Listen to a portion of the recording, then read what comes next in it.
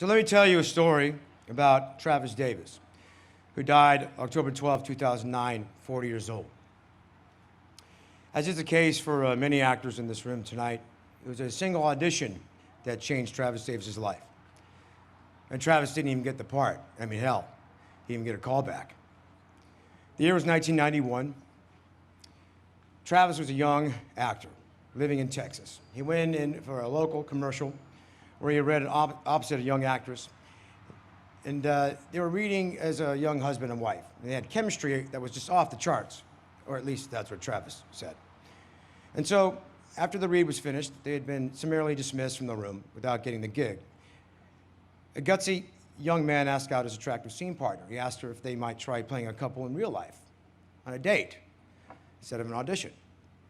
But Travis didn't get a call back for that either. Yeah, the actress explained that someone else had already been cast in the role of her real-life boyfriend. Okay. Now, as an actor, you face brutal rejection on a daily basis. It's just part of the gig. You develop a thick skin, you regroup, right? Successful actor has to be able to do that. Travis was always able to do that. And so, 4 years later, when fate once again placed Travis in a room to read opposite that same beautiful young actress, once again playing the husband and wife, Travis did not hesitate to ask her out yet again. After they once had been dismissed from the room once again and not getting the job, this time she had no boyfriend. This time Travis had gotten her number. Not a boy. 2 years later, having already failed twice at getting the chance to play Laren Clausen's husband, Travis landed the gig in real life. They were married January 25th, 1997. And as in the case in any great love story, you cannot tell Travis's story without telling Laren's.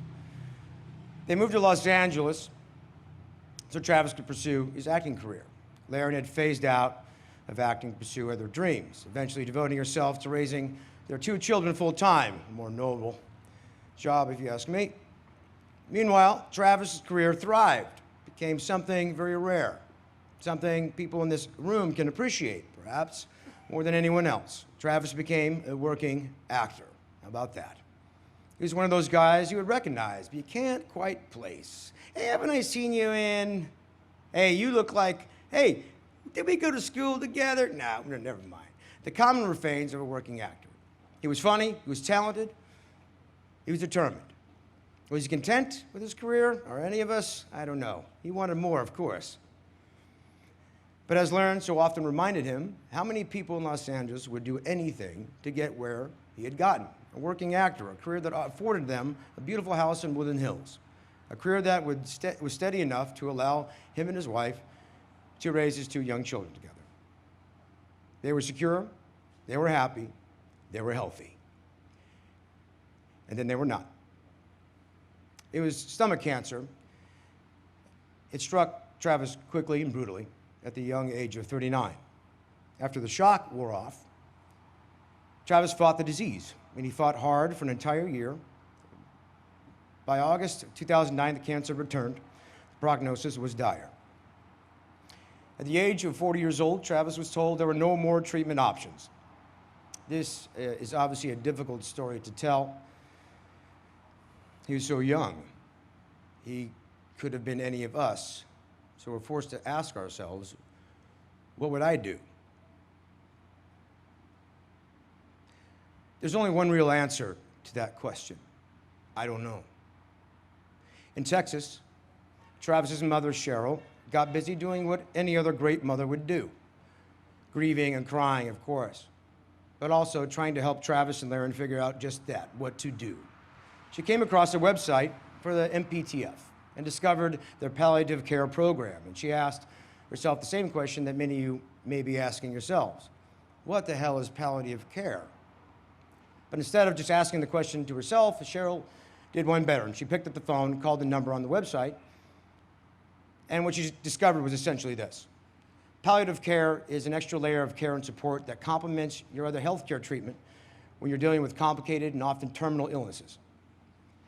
A team was created at the MPTF to help the Davis family. Dr. Steve Axelrod went through medical options with the family and helped Travis and Laren shape a plan for his final months. Pastor Bob Baker developed a spiritual bond with the family. Travis, in particular, when Travis's original hospice care service wasn't up to snuff, they got him a better one. When they needed guidance on how to deal with the complicated insurance issues that so often dominated the final months of dying, the staff walked them through it.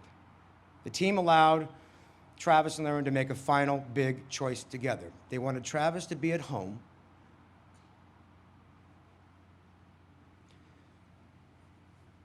with his family when his time came.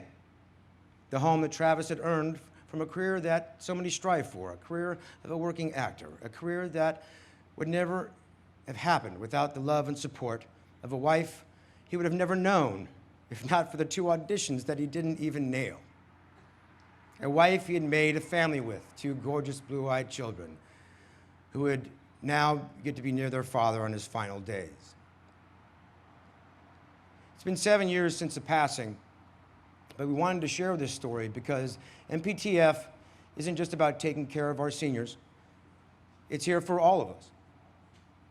And to complete this story, it is my privilege to introduce Lauren Davis to share with you the final chapter in Travis's journey. So please welcome.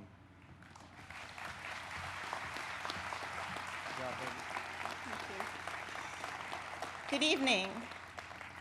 Before Travis died, he made me promise him that the pictures I displayed for our kids wouldn't be those from his final months when he was thin and weak, but those from earlier days when he was healthy and strong. He particularly wanted one photograph for our son, Race. It was a photograph I often teased him about because it made him look like he was on steroids. He liked that one. He liked that one a lot. My family and I will always remember the grace with which my husband Travis died, and the Motion Picture Television Fund palliative care team that allowed him to define the terms of how that happened. Tonight, I'm joined by our 2 amazing children, Race and Haven, and Travis's beautiful mother, Cheryl.